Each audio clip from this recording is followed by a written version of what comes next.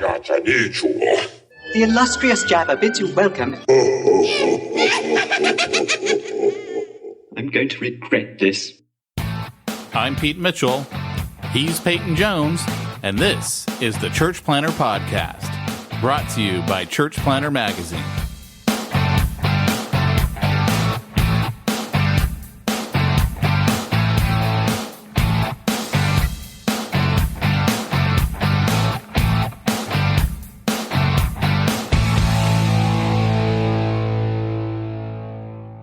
Hey, Church Planter, this is Pete Mitchell. And this is Peyton Jones, author of Church Plantology. Cha-ching!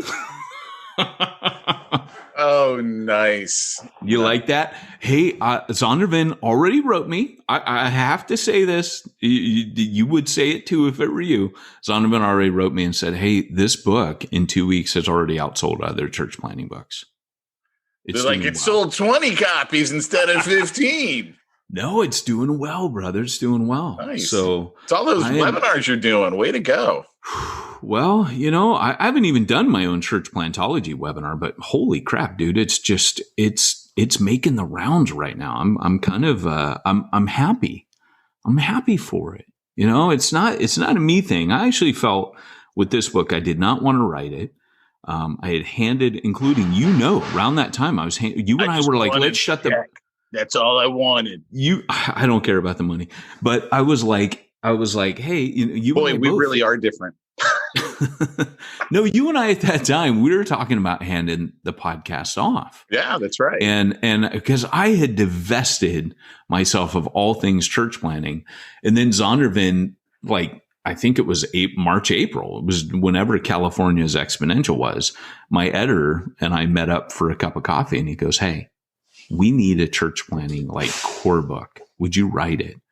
And I actually said, let me pray about it. I got to think about that, because I was thinking maybe I'm not going to keep writing in the church planting field anymore. Obviously, I felt like the Lord saying, glorify my Son and honor my word. And so I was like, I'm heading back into Scripture. That's always been my strong passion and strong suit. And so I ran it by God, and God said, yeah, I want you to write it. And so I did. And so for me, it's a little bit different. It's kind of like I did this one out of obedience. Reaching the Unreached, I wrote it because I wanted to. You know what I mean? Church Zero, I didn't want to write a book.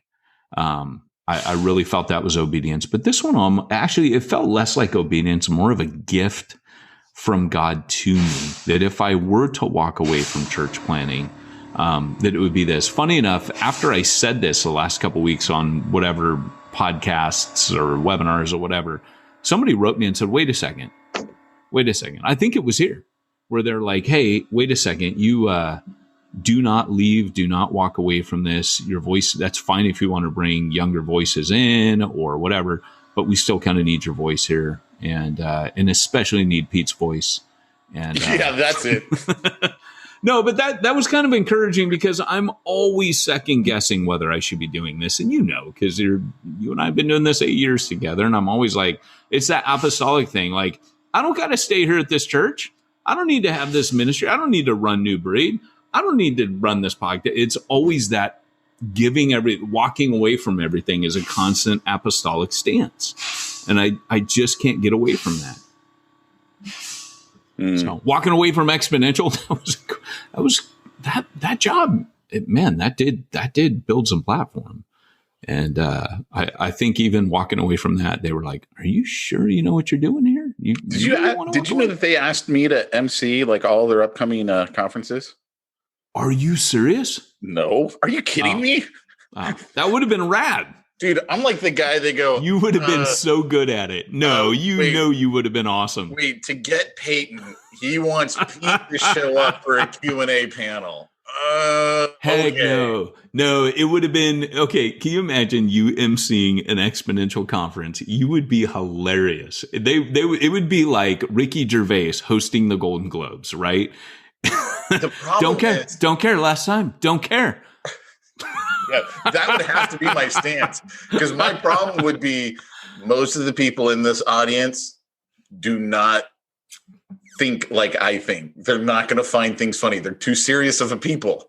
Like, yeah, but it's like the cross section of our audience, right? They're like, this is gold. I found my people. Hey, we're here for you. And it's funny because where my mind goes when I think of you hosting that is that youth camp where you grab that kid by the belt and sailed him over the audience. I told you about that. It's like I can just picture you putting like hanging Dave Ferguson by his belt and like swinging him out over the crowd. So here's the context, everybody, because you have to know that story. I'm working out of summer. I did not like going home after I left for college, so I looked for every opportunity to go anywhere else. So I'd go work at summer camps. I don't remember what I did during most Christmas breaks, but I didn't go home, right? Because that just wasn't my thing.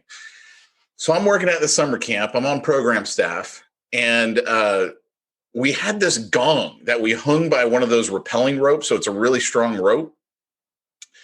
And my job was to get the kids all riled up before we sent them out to play games. Go figure, right?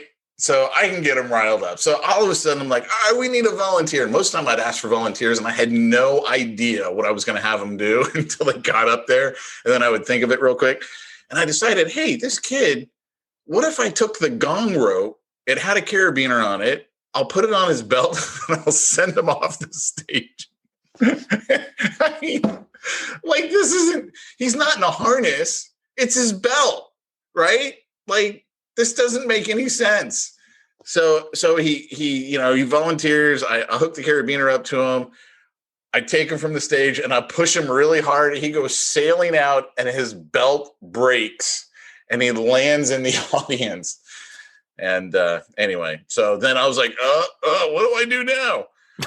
We're going to give you 30,000 points because you're the man. I mean, it was just like, that's when you start giving out points and points mean absolutely nothing. So he went to that counter and found the Chuck E. Cheese counter and he bought like a couple plastic frog and turtle rings. He was good. No, a couple blow pops. The points were for your team. Oh. And at the end of the week, we found out which team won. We never actually kept track of any of the points. So rad. Oh. So we'd give out points for everything. Oh, so by the way, I don't have the winners in front of me, but I had that contest. If you posted Church Zero, the first 3 people to do so got a free book. So if I reached out to you personally, I just reached out to the first 3. So you know who you are. The books are on their way. Yes, if you need it autographed by Pete, I should just give them to you because you're faster at mailing them out than I am. You know my kryptonite is mailing crap. So I don't know why I have these contests. 5 years ago. Yeah. Oh, yeah. Yeah. So, hey, I'm going to be at Refuge tonight for 5 minutes on stage. A big Refuge? Yeah. What are you doing? Yeah, Sending Church. I'm going to be talking about New Breed. Nice. I know. I suck at that. I suck at mission support. That they said, hey, come talk about mission. Are they meeting indoors yet? I believe that. Yes, they are.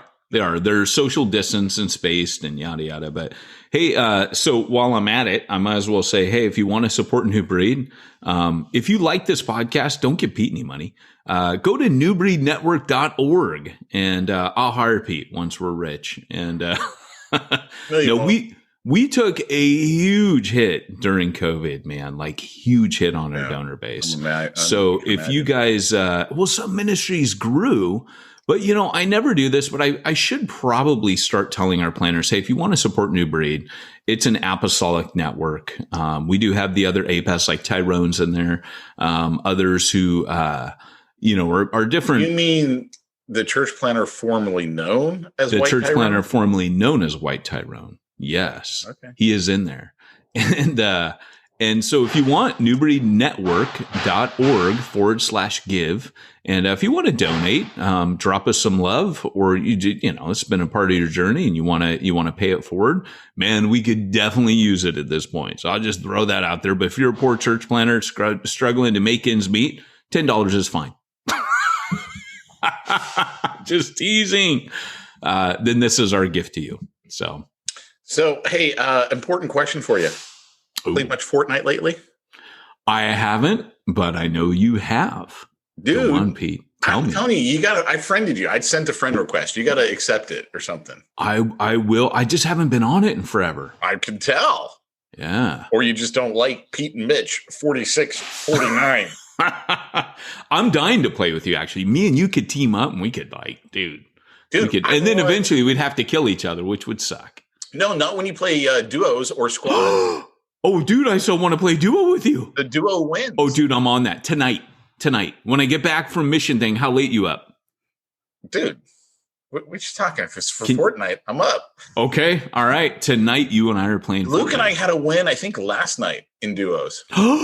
Yeah. Dude, come on. I'm going to be Snake Eyes tonight. I'm Captain America and Snake Eyes when I play. I'm Batman.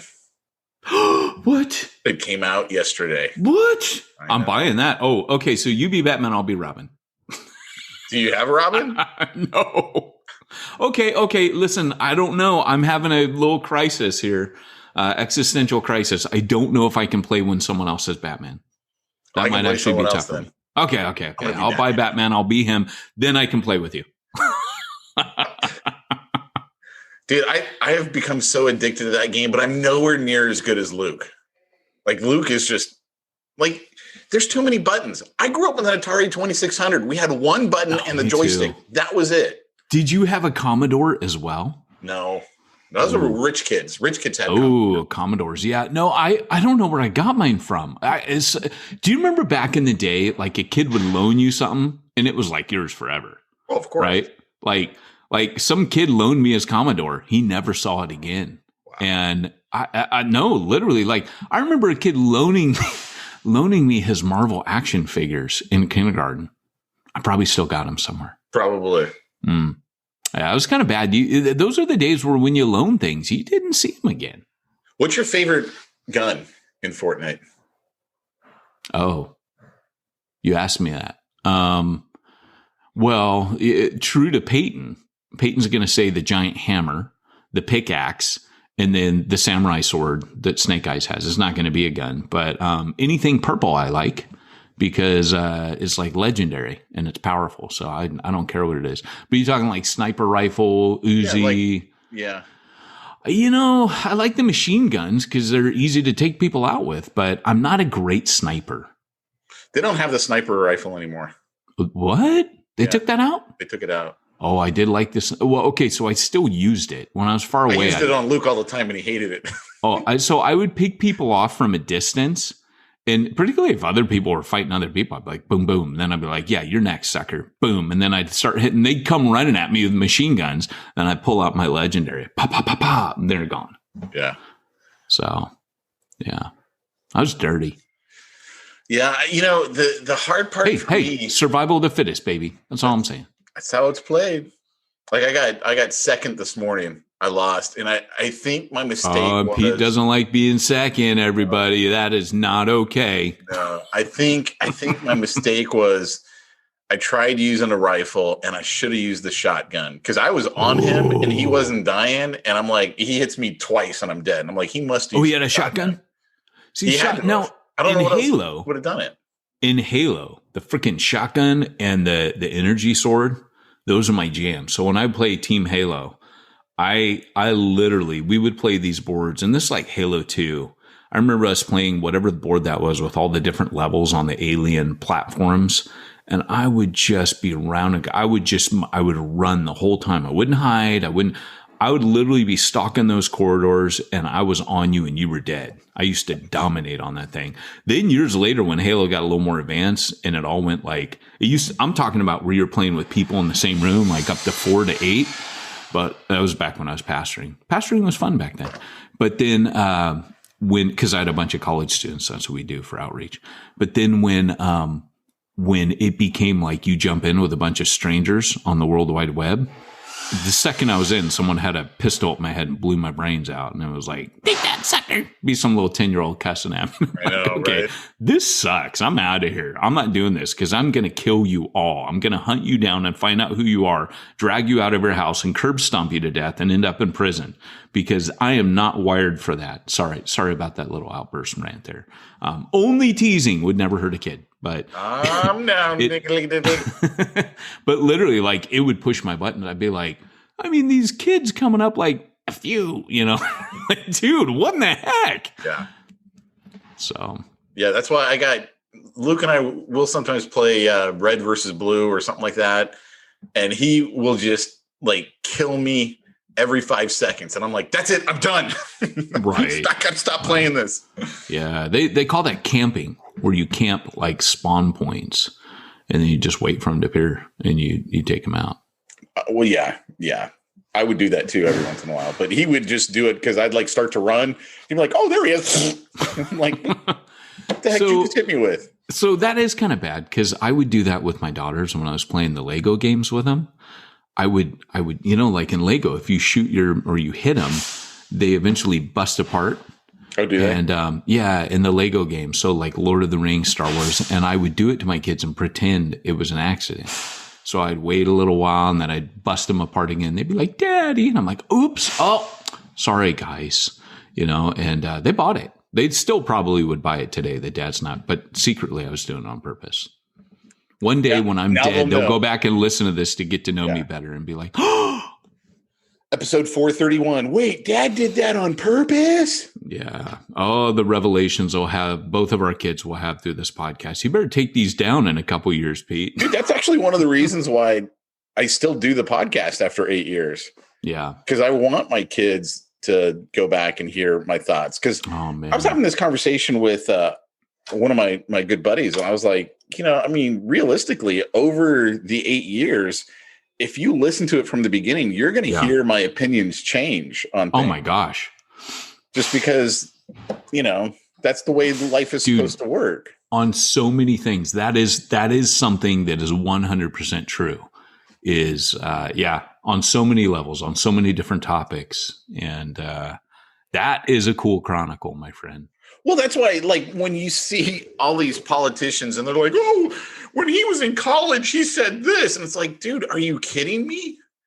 Like, I look back over my life. I don't know where I'm going to be in another 20 years, but I'm sure my opinions will change. My thoughts will change. And certainly what I've said will change, because that's what's happened over the last 20 years. Yeah, for sure.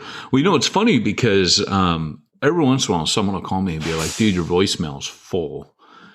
And I have to explain to people, listen, now if a friend or a family member calls me, I don't delete their latest call. And sometimes I save certain ones. So I had to go back through and clean out all the unnecessary ones. But to this day, I don't have a recording of my dad. I don't have my mom used to call me every week and leave messages. If she called and I was in a meeting or couldn't get the phone or whatever. And one of my greatest regrets is I can't hear my mom's voice anymore. Like, as stupid as that sounds, I'm sure I could find it somewhere, a video of her somewhere. But I don't have any ready to hand. And so, that's a little, because we do the podcast that you just have me blocked on your phone, so I can't even call you? No, you never call, you never write. But you and I text each other a lot. That's the funny thing.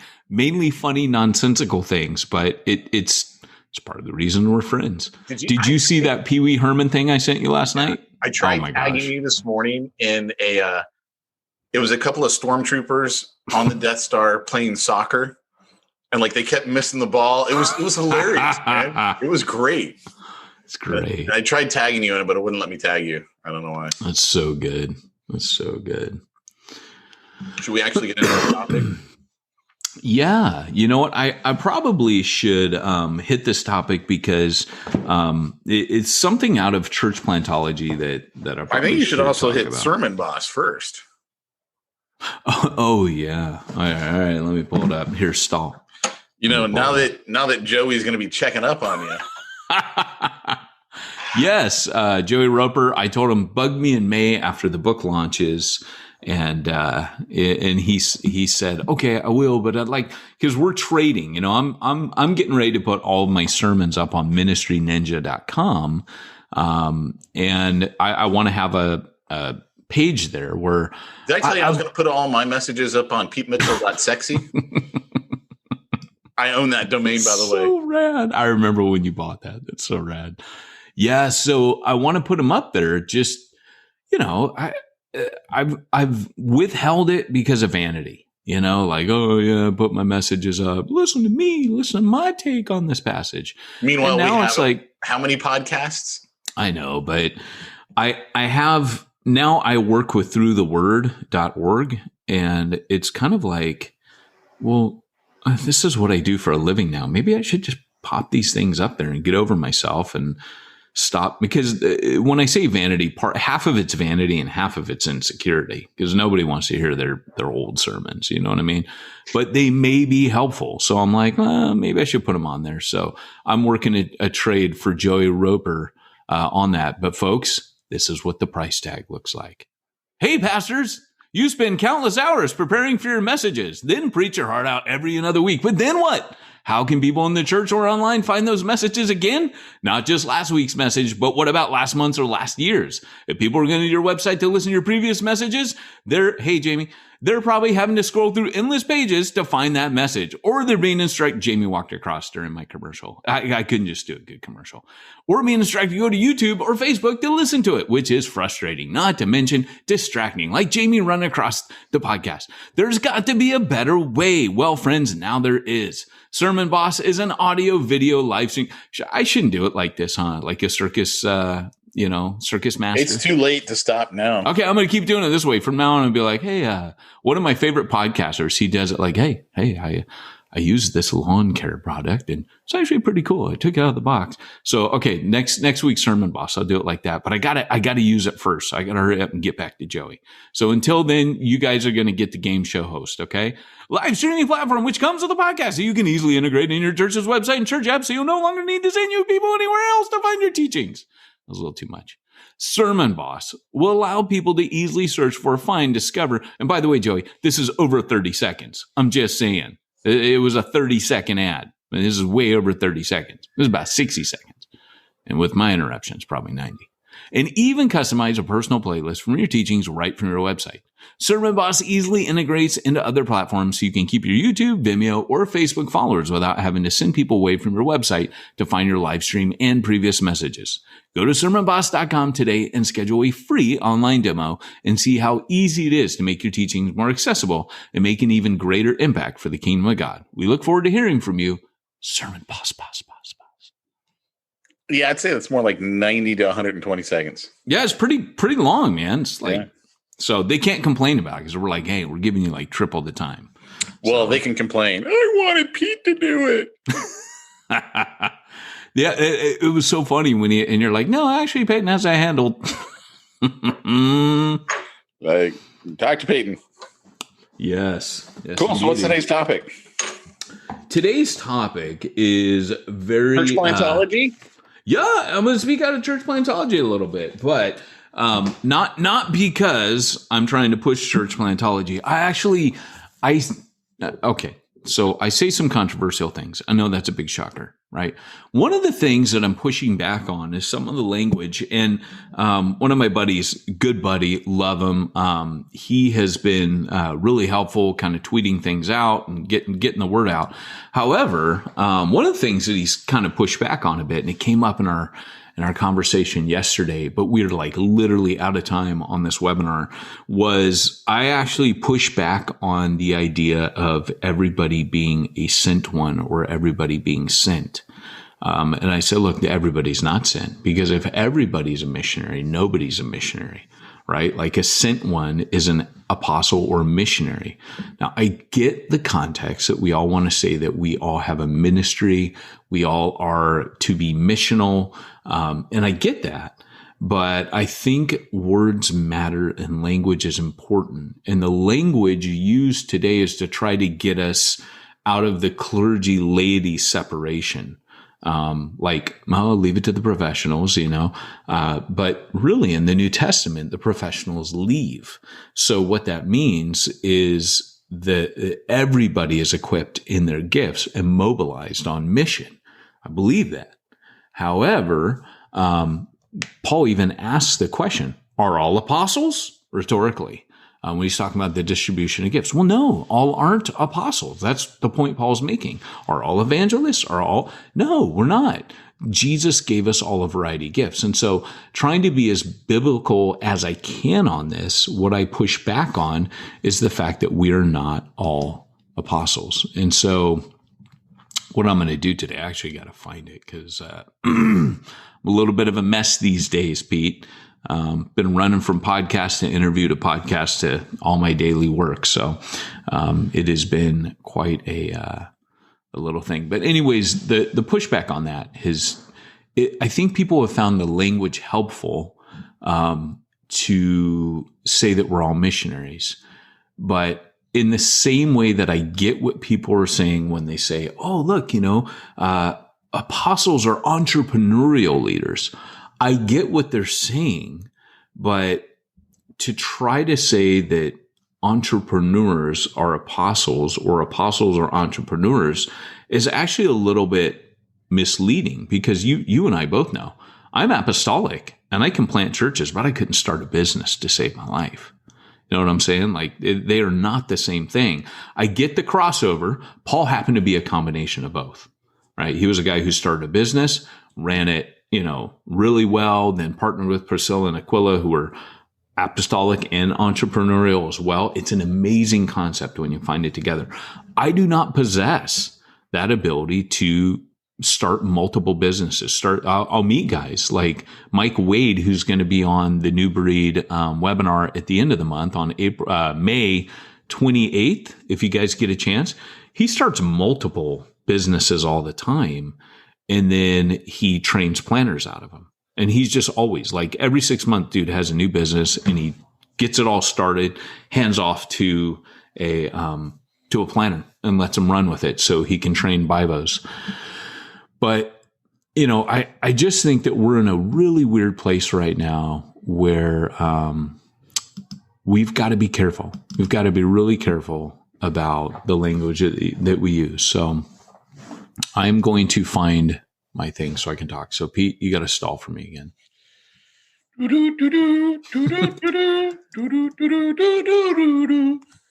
I was kind of thinking you're going for Wally's World right there, I don't remember. Or Elmo's World? Song. Is it Elmo's World? Elmo's World? Yeah, that's what I was hearing. It could have been. I don't know. Gosh dang it. Where's my book? I'm just going to go into my folder here. Bear with me, guys. I apologize. I'm a wreck today. And we do no editing, so this all stays in. It all stays in. I'm not even embarrassed about it anymore. It's just what happens. All right, here we go. Do. All right, here we go. I have so many versions of my book. It's not even funny. I literally have like 100 different versions. Hey, there's Peyton's edit September 15th. Great. That ended up being the final one.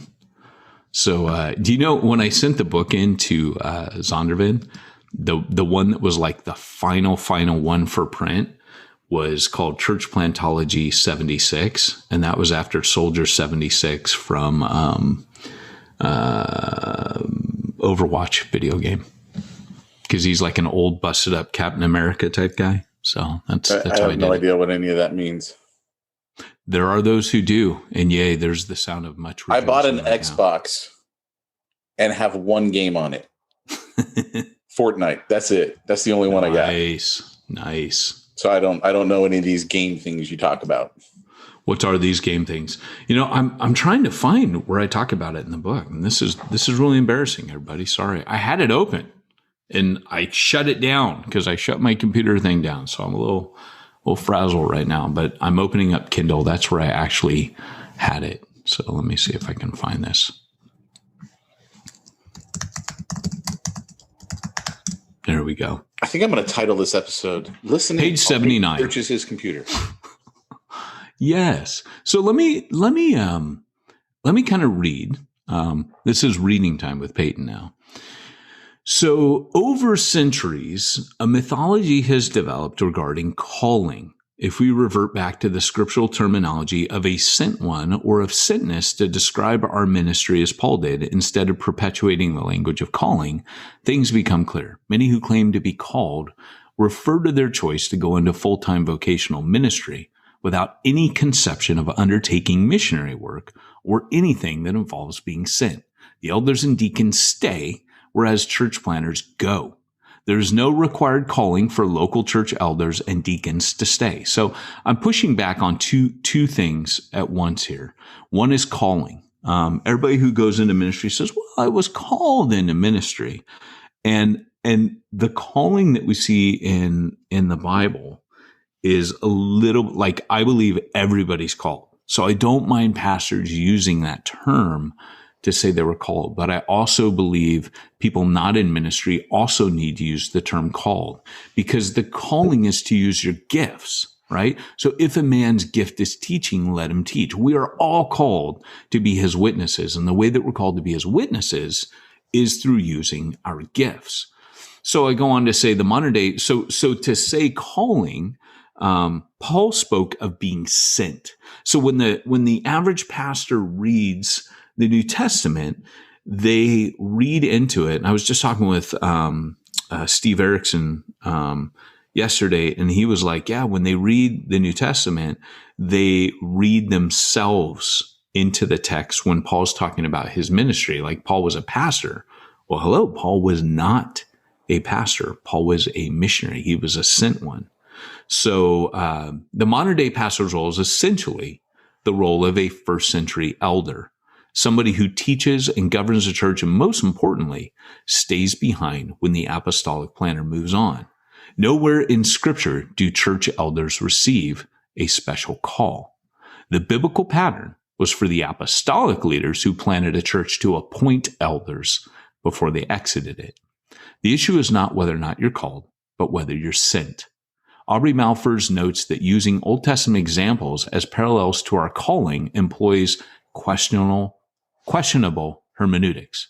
And it's more helpful to discern your internal wiring or design to plant as a church planner. Despite the accurate claim that we are all sent in the context of the Great Commission, we do not all possess the wiring for apostolic ministry as sent ones. Thus, Paul asks rhetorically, are all apostles? 1 Corinthians 12:29.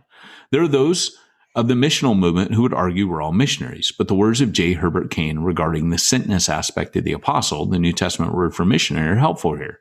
The use of the term missionary. There are those who advocate that we drop the word altogether. Others insist it should be applied to all committed Christians. Stephen Neal has warned, if everybody is a missionary, nobody is a missionary. The Chinese have a proverb. If two men feed a horse, it will lose weight. If two men keep a boat, it will soon leak. What is everybody's job is nobody's job. If every Christian is a missionary, missionary work is bound to suffer. It is correct to say that every Christian is or should be a witness.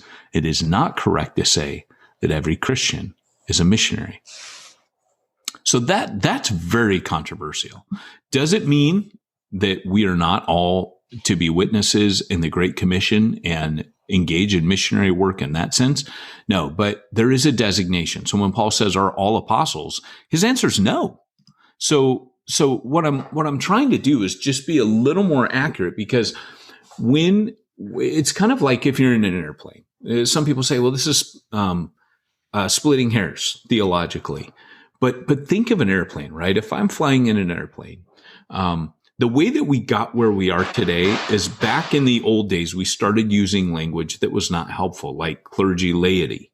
And that grew over time so that eventually people thought, well, I'm just an ordinary person. I'm not specially called to ministry like Bob is, or I'm not specially called to ministry like Peyton is. So, I'll just go work my job and I'll be a good person and hope that people see my goodness and ask about Jesus. Never any thought towards their gifts. So if you think about an airplane, right? I'm in an airplane.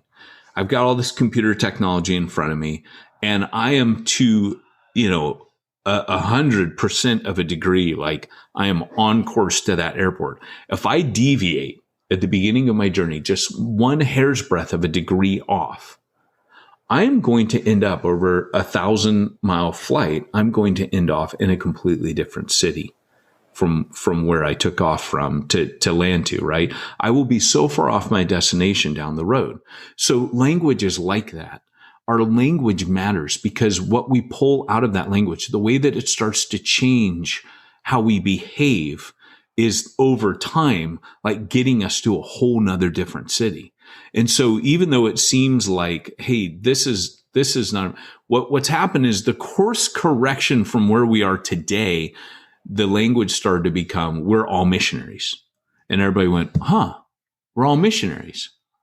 And what I believe that has done has now led to a misunderstanding of what it means to be a sent one. Because I'm a little jealous for the recovery of a biblical definition of apostleship, right? Missionaries are missionaries. Sent ones are sent ones. Apostles are apostles. The apostles are not shepherds. Apostles are not teachers. Shepherds and teachers have a missional aspect, which I bring out in the book. Everybody has a missional aspect. In fact, I make the claim that when every believer has their gifts activated, they automatically become evangelistic. Through their gifts, they become his witnesses, right? As our, like when Peter stands up, and I know I've said this ad nauseum on this podcast, but I want to make this very clear. When Peter stands up and says, when they go, what is this? And Peter says, what you see right now is what Joel the prophet spoke about concerning the last days. In the last days, says the Lord, I will pour out my spirit on all flesh. Your young men will dream dreams. Your old men will see visions. And he says, this will be on your manservants and your maidservants. You're young and so poor, rich, old, young, male, female. It's the gifting. Right? And that's why Joel talks about the gifts. When your gifts are awoken, they say, what's happening? Peter says, this was happening. The Holy Spirit fell, my gifts awoke, and here I am preaching the gospel to you. Sorry, background. And he says, this is for you and your children. This is what the Spirit's going to do. He goes, this promise is for you and all your children, as many as the Lord will call. So what Peter's saying is, what you're seeing now is for all of you to do. And of course, that's what happened in Jerusalem. The Spirit kept anointing and baptizing every believer. Their gifts awakened. They began to be his witnesses. And so as soon as your gifts awaken, you become, like Peter, extremely evangelistic. You can't help it. And so being his witnesses, to me, I would rather us use the term, we are all his witnesses, rather than contradicting Paul's point in 1 Corinthians 12, where he's talking about the gifts, by the way. The functions and the gifts are all apostles. No, I would have to contradict him and say, yes, we are all apostles because we're all sent ones. We're all missionaries. That is the word for the New Testament. Now, are we all caught up in the mission of God? Yes. Are we all witnesses, meant to witness to the glory of Christ through our gifting on the mission of God? Yes. But I do believe that Stephen Neal was right. If everybody is a missionary, then nobody is a missionary. Now, I would say that everything you do is mission, right? Like everything you do is mission. The way you work is mission, right? The way you love your family is mission. Everything you do in your life is a part of the mission because we serve a missional God.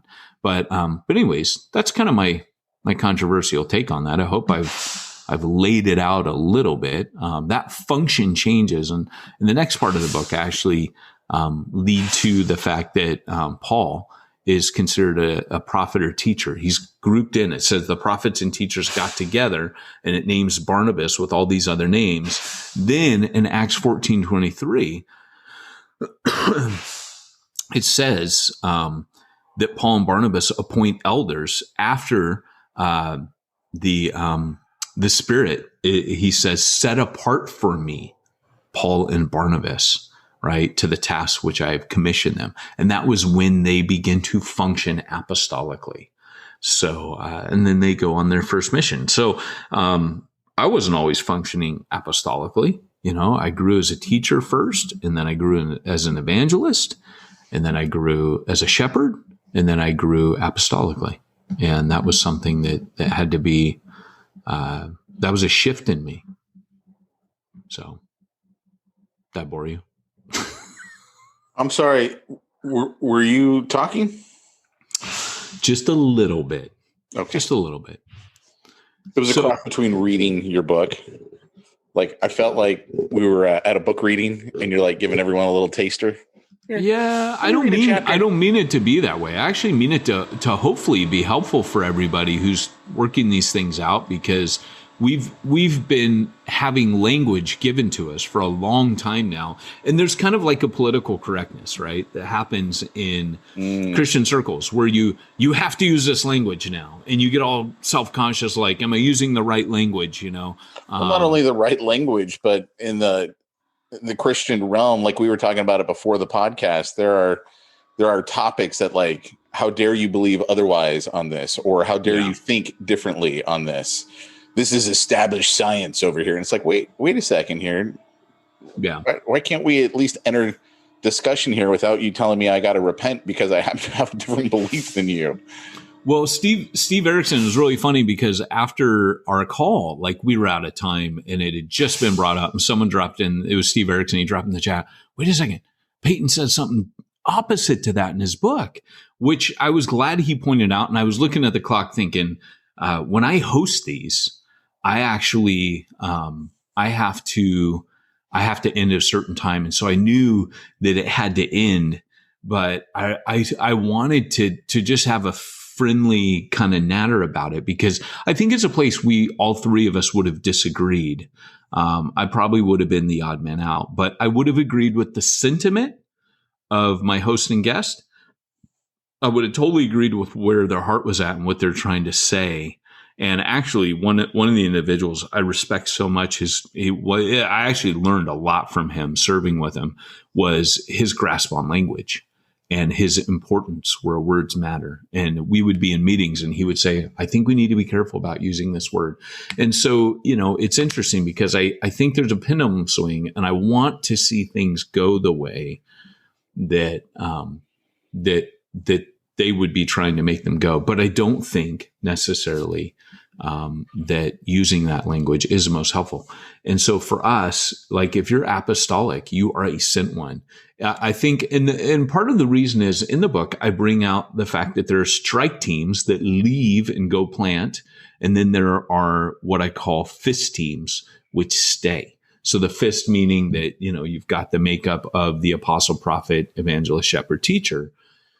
But a strike team can be it's most likely going to be the first three, but you're gonna kind of go out. Shepherds and teachers tend to stay behind, but even in that work, often an apostle will stay behind for a time to get the church, and a prophet, so an evangelist too. So it just, I really bring that up. Like, the teams, I would say it's a very deep work on how planting teams function, both the teams that go and stay.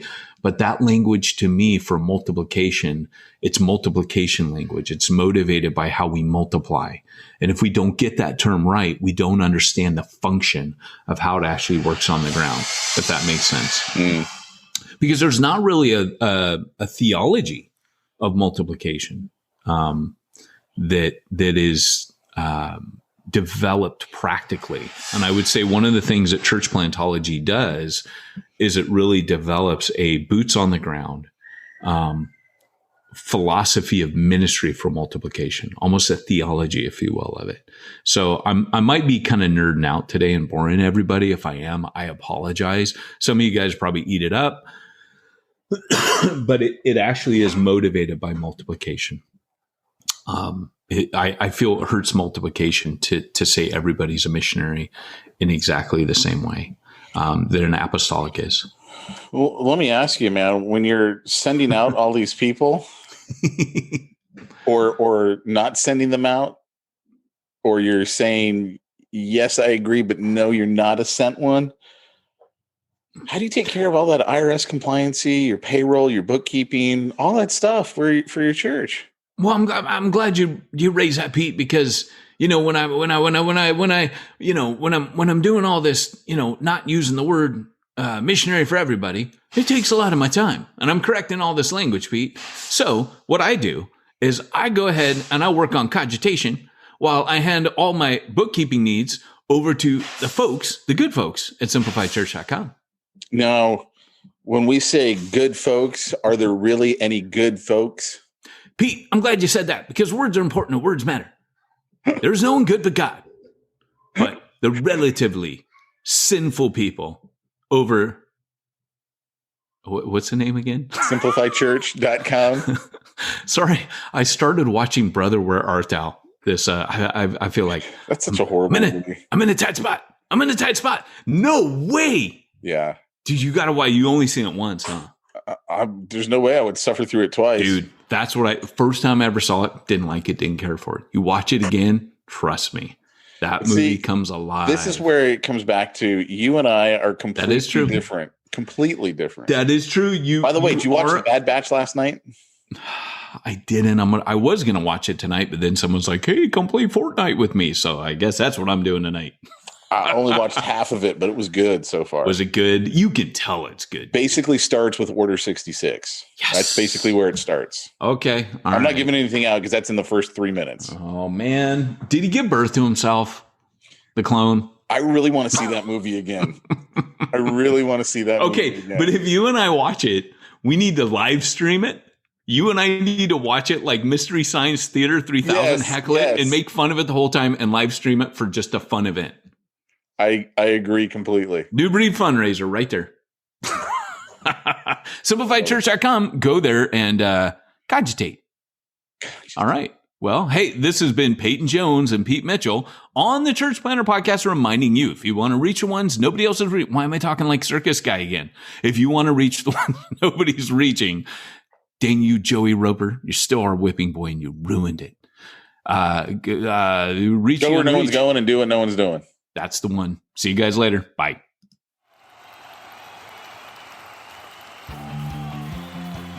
Thanks for joining us for another weekly episode of the Church Planner Podcast with Pete Mitchell and Peyton Jones. We'd love to hear your comments on this episode of the Church Planner Podcast. Visit us online and let us know what you thought at churchplannerpodcast.com. If you subscribe to us via iTunes and have enjoyed the podcast, leave us a positive review. The more positive reviews we receive in iTunes, the more iTunes will promote us to other church planners who would benefit from this show. This podcast is brought to you by the Church Planner Magazine, which is available in the iTunes newsstand or online via churchplannermagazine.com.